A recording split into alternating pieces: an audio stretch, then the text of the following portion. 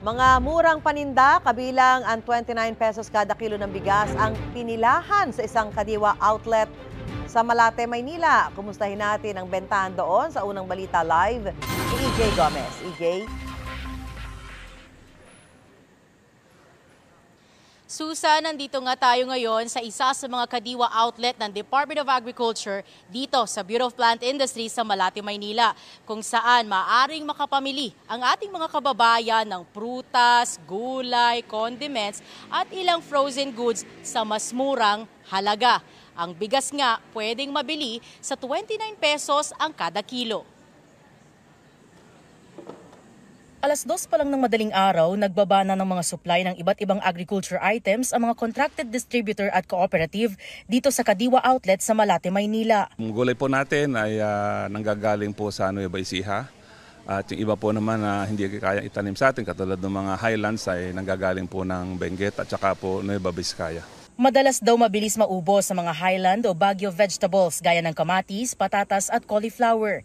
Sa lowland veggies naman, kadalasang nasisimot ang kalabasa, sibuyas at bawang.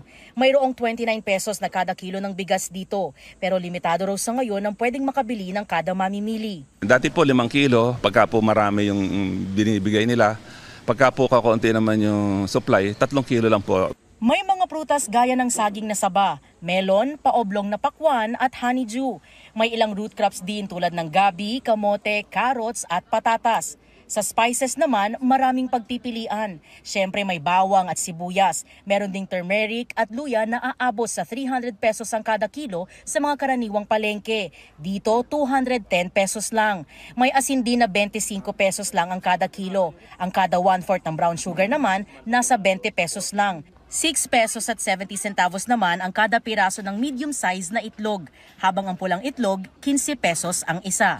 May ilang frozen items din tulad ng isda, manok at longganisa.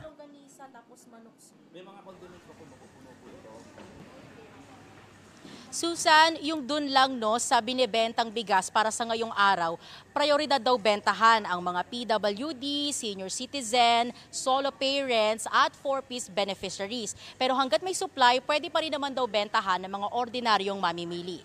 Bukod dito sa Malate, pwede rin makapamili sa iba pang Kadiwa outlets gaya na lang sa Central Office ng Department of Agriculture sa Quezon City, Kadiwa stores sa Valenzuela, Caloocan at Las Piñas. At yan ang unang balita mula rito sa Malate sa Maynila. EJ Gomez para sa GMA Integrated News. Ikinababahala ng mga researchers sa United Kingdom ang pagka-expose sa iba't ibang marine species sa drogang kahalo ng mga basura sa dagat.